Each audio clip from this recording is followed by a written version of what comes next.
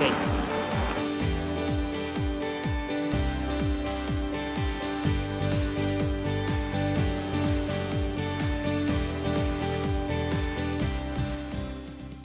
Vamos a el texto de Marcos, capítulo 1. Vamos a estar estudiando los versículos 35 al 39. Son 4 versículos solamente, pero vamos a orar. Dios Padre, te alabamos, te bendecimos, te damos las gracias, Señor, en esta mañana por la oportunidad que nos das de reunirnos en tu nombre. Te doy las gracias, Señor, por la vida de cada uno de mis hermanos y hermanas aquí presentes. Bendíceles, guárdales, Señor, suple sus necesidades y te pedimos que esta enseñanza pues sea de provecho para cada uno de nosotros. Abre nuestro entendimiento, danos un corazón sencillo, dispuesto, Señor, a poner en práctica lo que aprendamos. Te alabamos y te bendecimos en el nombre de Cristo Jesús y por tu Espíritu Santo. Amén. Los versículos 35 al 39 nos presentan lo que sucedió después de ese día en el cual Jesús estuvo sanando a la gente, expulsando demonios, que nos relata desde el versículo 21, cuando entra a la sinagoga en Cafarnaúm. Veíamos allí que en la sinagoga Jesús se había encontrado dentro de la sinagoga con una persona que estaba demonizada, estaba poseída. Después de eso, después de haber expulsado el demonio de esa persona, de haberlo liberado, llega para descansar, para comer ahí a la casa de Pedro y se encuentra con que su suegra estaba enferma. Y entonces la sana y esta persona, una vez sanada, empieza a servirles. Pero la fama de Jesús empieza a expandirse por toda la región allí de Cafarnaúm y entonces empiezan a llegar gente enferma, y igual algunos con demonios, para que Jesús los sanara. Y tenemos ahí pues el relato de esta primera casa iglesia, ¿no? Que veíamos, la casa de Pedro se constituye en la primera casa iglesia, en contraste con la sinagoga. Y Jesús dice allí que pasó todo ese día sirviendo a la gente. No había descansado, ¿sí? Ya hasta muy noche es que se va a dormir. Y luego tenemos el versículo 35 que continúa pues el relato con el siguiente día. Y dice, y de madrugada, muy de noche, cuando Jesús se levantó, salió y fue a un lugar solitario y allí oraba. Esta escena, muy de madrugada, o muy de noche, de madrugada, hay un término ahí griego que se puede traducir así tal cual como de madrugada, pero hace referencia a la hora entre 3 y 6 de la mañana. Entonces probablemente habría sido a las 4 o 5 de la mañana que se levantó Jesús a orar. Entonces también tenemos ahí que durmió muy poco, descansó muy poco, pero lo que él quería era pasar ese tiempo a solas. Dice que se fue a un lugar solitario para orar. Y esto ya nos muestra también la manera de obrar de Jesús. Siempre buscando hacer la voluntad del Padre. Siempre en cercanía con Dios Padre. ¿Qué es lo que va a hacer a continuación? ¿Cómo lo va a hacer? ¿En dónde lo va a hacer? Buscaba dirección. Buscaba hacer la voluntad del Padre. Hay 3 referencias de la oración en Marcos. Por ejemplo, a diferencia del Evangelio de Lucas, donde encontramos en varias ocasiones que Jesús estaba orando, que Jesús se retiraba a orar, en Marcos solamente hay 3 donde nos muestra que Jesús oraba. Esta es la primera, aquí en el versículo 35. Luego se menciona en el capítulo 6, versículo 46, justo a la mitad de su ministerio. Y la otra ocasión donde se registra que Jesús está orando es en Getsemaní, al final de su misión. Entonces son escenas clave que registra Marcos respecto a la oración de Jesús. Aquí está recién iniciando su ministerio en el marco de que su fama se estaba extendiendo. Y por eso algunos comentaristas, la mayoría de ellos piensa que oraba precisamente por la fama que se estaba ganando Jesús, que recordemos que era la fama extendida, ¿sí?, por aquellas personas que anteriormente habían estado demonizadas, o de las personas que había sanado, o incluso del parte de lo que los demonios mismos habían expresado sobre Jesús. Entonces eran ideas, como vimos la semana pasada, muy contrastantes, ¿sí? Eran ideas que se tenían sobre Jesús como Mesías, un Mesías exorcista, un Mesías milagrero, o incluso un Mesías revolucionario. Conceptos equivocados sobre la mesianidad de Jesús. Y esa fama era la que se había extendido. Entonces muchos de los comentaristas indican que oraba precisamente para ponerse en obediencia delante de Dios, ¿sí?, manifestar su obediencia delante de Dios, rechazando esa popularidad. Algunos otros dicen que quizá oraba por la oposición que vendría más adelante en su ministerio. Pero vamos a ver aquí cómo esta cuestión de la fama, de la popularidad de Jesús, es lo que podemos entender, la razón también por la cual él oraba. En el versículo 36 dice que lo siguió Simón y aquellos que estaban con él, ¿sí? Eran los discípulos de Jesús. Siempre ponemos aquí, siempre Marcos pone a Jesús y a Pedro y los otros, ¿no? Pedro es siempre encabezando al grupo de los discípulos. Dice que lo siguió. Dice en el versículo 37, lo encontró y le dicen, todos te buscan. Estos discípulos estaban buscando a Jesús. Ahí el término interesante que se utiliza, que se traduce como lo siguió o lo buscó, es como lo andaba cazando, ¿no? Andaba tras sus pistas de Jesús ahí en el desierto a ver dónde estaba. Finalmente lo encuentra y junto con todos le dicen, todos te buscan. Con esto lo que nos está mostrando Simón o Pedro y los demás discípulos es que buscan a Jesús para que continúe en la casa iglesia de Pedro. Era muy de madrugada. ¿Quién le estaría buscando realmente? ¿Habría personas ahí en la madrugada esperándole, buscándolo? ¿O simplemente Pedro habría, y junto con los demás discípulos, habrían estado aprovechando ese pretexto, o utilizando ese pretexto, mejor dicho, para aprovecharse de la popularidad de Jesús?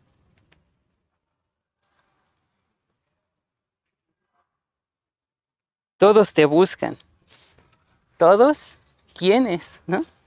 Eran ellos, los discípulos, los que buscaban a Jesús. Eran ellos quienes querían que Jesús permaneciera ahí en esa nueva casa iglesia. Ellos querían controlar el ministerio de Jesús. Querían que Él se quedara allí.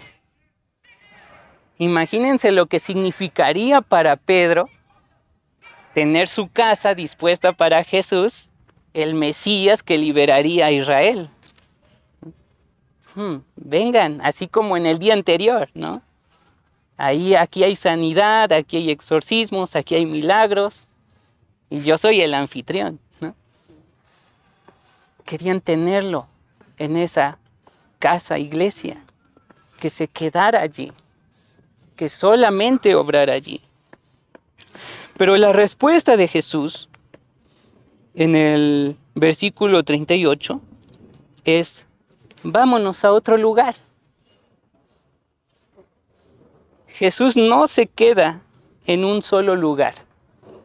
Jesús no se quedó en la sinagoga el día anterior, en el Shabbat. Jesús tampoco se queda en la casa iglesia de Pedro. Jesús no está atado a un espacio único. Él tiene una misión más amplia. Vámonos a otro lugar. Me recuerda la imagen de cómo C.S. Lewis presenta a Aslan, el león. Este león majestuoso, glorioso, que en el relato de las Crónicas de Narnia crea con su rugido, con un silbido, con un cántico.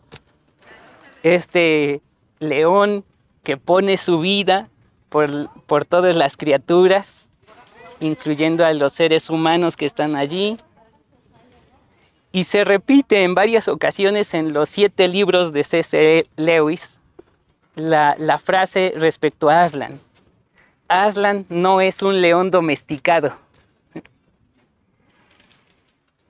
Los discípulos, Simón, querían un Jesús domesticado.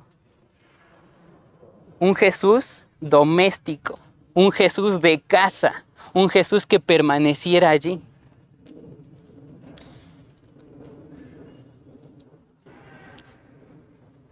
¿Y cuántas veces nosotros hemos encontrado ese conflicto en iglesias, en denominaciones, en ministerios?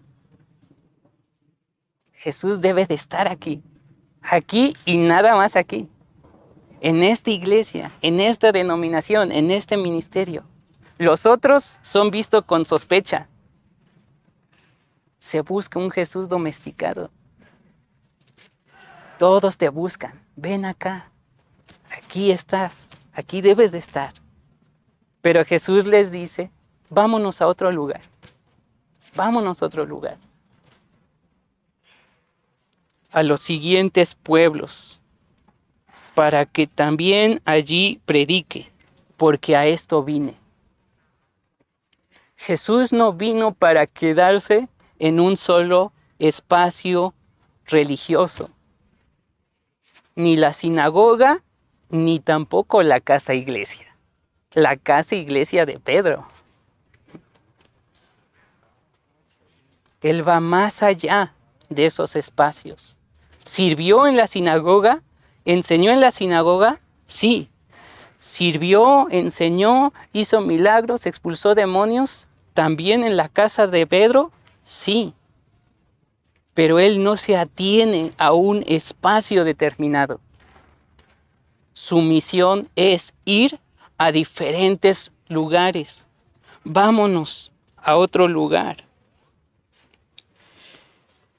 Los pueblos aledaños o los pueblos siguientes o de la periferia hace referencia a pequeñas villas sin murallas. En contraste con Capernaum, que era una ciudad bastante grande, donde se encontraban.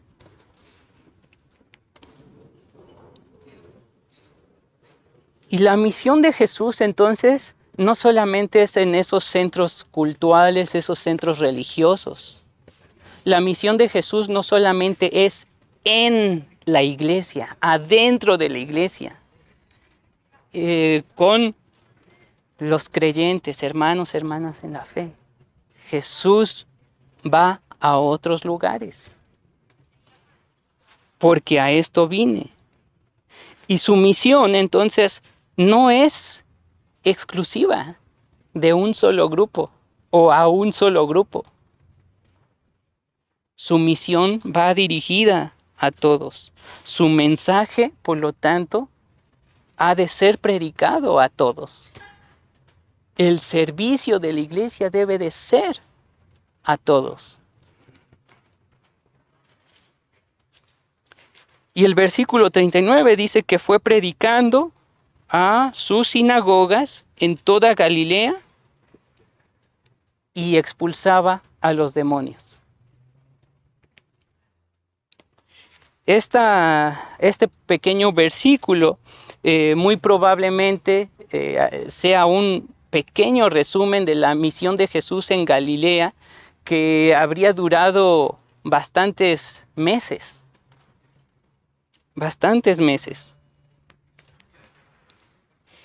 Y aquí la misión también es resumida en dos acciones conjuntas: predicando el reino y expulsando demonios. Predicando y expulsando demonios. Incluso algunos comentaristas llegan a opinar que esas expulsiones de demonios habrían sido, como lo que ocurrió en los versículos anteriores, dentro de las sinagogas, donde veíamos en el versículo 23, por ejemplo, que un demonio o una persona demonizada estaba ahí entre los congregantes, escuchando día tras día o semana a semana, Shabbat tras Shabbat, las enseñanzas de los rabinos, y las aceptaba todas, ¿no?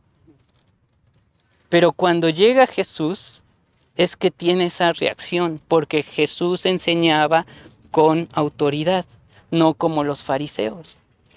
Entonces es probable que también esta frase final del texto de la expulsión de demonios haya ocurrido también en las sinagogas, donde predicaba. Ahora, con esto tenemos tres lecciones bien importantes que quiero resaltar. La primera de ellas es que Jesús no busca popularidad. Jesús no quiere que le sigan solo por el milagro, por la sanidad o por cualquier beneficio que pudieran obtener de él. De manera distinta, Pedro y los otros discípulos quieren que siga de esa manera. Ellos quieren controlar la agenda de Jesús. Aquí nada más obra Jesús, en este lugar. Quieren que Él sea el Mesías que ellos quieren que sea, de acuerdo a sus perspectivas, de acuerdo a sus ideales, de acuerdo a lo que ellos quieren obtener de beneficio de Él. Y podemos preguntarnos aquí, ¿qué es lo que buscamos de Jesús? ¿Buscamos al sanador? ¿Buscamos al milagrero? ¿Buscamos al revolucionario? Así como sus discípulos, e incluso, ojo acá, como lo presentaban los demonios. ¿A qué Jesús buscamos? ¿Por qué buscamos a Jesús? ¿Para obtener algún beneficio o, como se transmite a veces, recibir tu milagro ahora? ¿O por qué lo seguimos? Como está también de moda en redes sociales, ¿no? Colgarse de la fama de alguno, ¿no? Pedro y sus discípulos querían eso. Por eso peleaban mucho entre sí, esperando que Jesús, al ser el Mesías triunfante, pues también les concediera a ellos un puesto, un hueso político.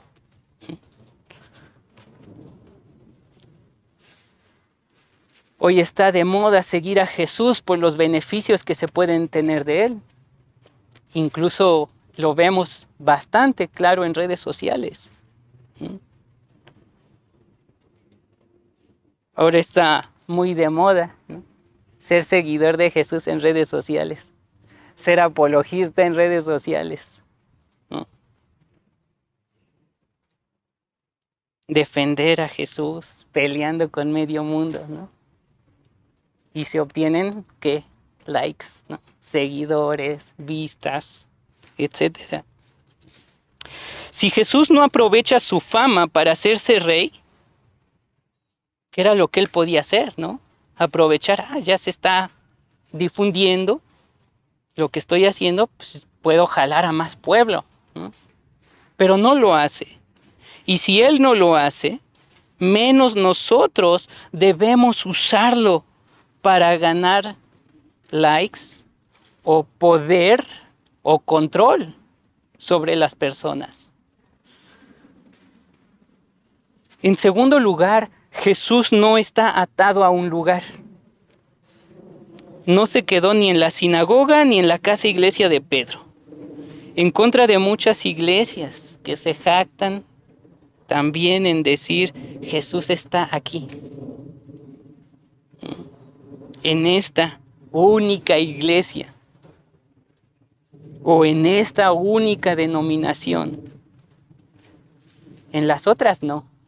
Aquí sí.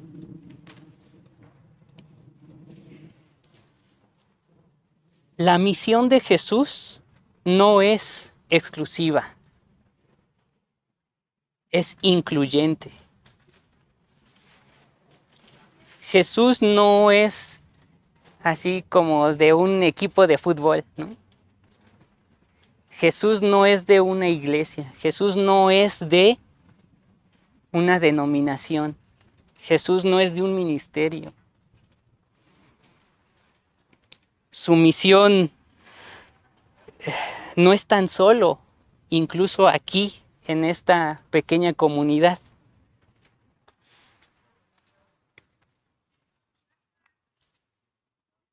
A veces pensamos, quizá como Pedro y los discípulos, aquí estamos bien, ¿no? Aquí está la casa iglesia, aquí está todo listo para que Jesús obre. Vengan todos acá, ¿no? Que vengan, que acá lleguen quienes están enfermos, quienes están afligidos. Pero no, Jesús sale a otros lugares. Jesús sale a la periferia. Jesús sale al encuentro de la gente. Y lo hace para servir a todos. Y si Jesús sale, nosotros también debemos salir. Debemos salir de nuestra comodidad. Simón tenía ahí su casa y ya era su casa iglesia. Él no quería salir ya de ahí.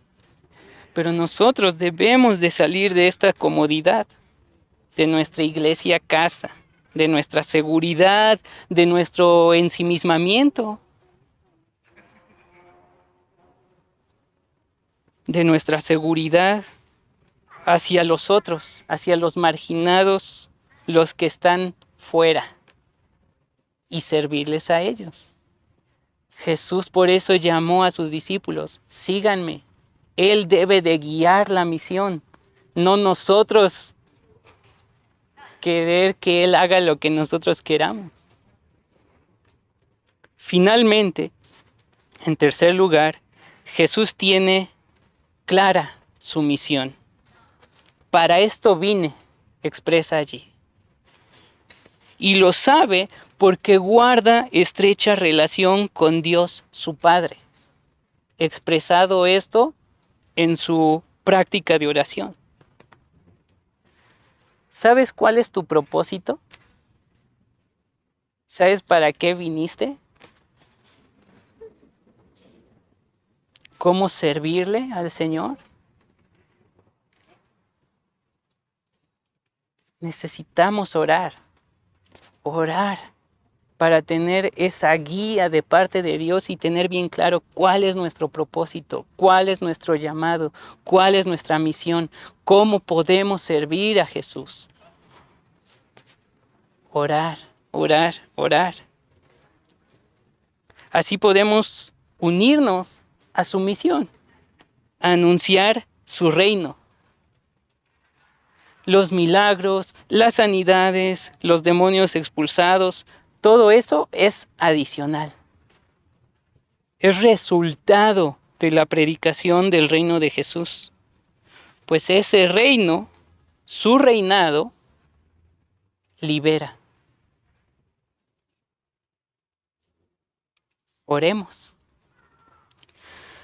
Dios Padre, te alabamos, te bendecimos, Señor, en esta mañana.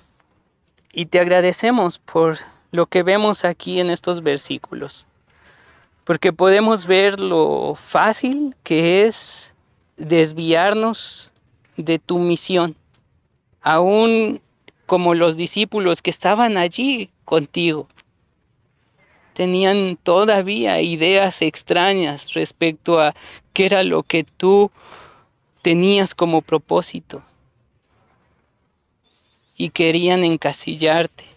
Querían que estuvieras obrando como ellos querían. Y Señor, a veces nosotros también llegamos a pensar de esa manera. Ayúdanos a comprender de qué manera podemos servirte y servir a los demás.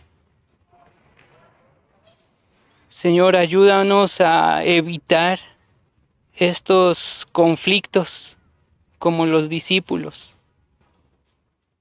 que buscaban fama, buscaban poder, buscaban control.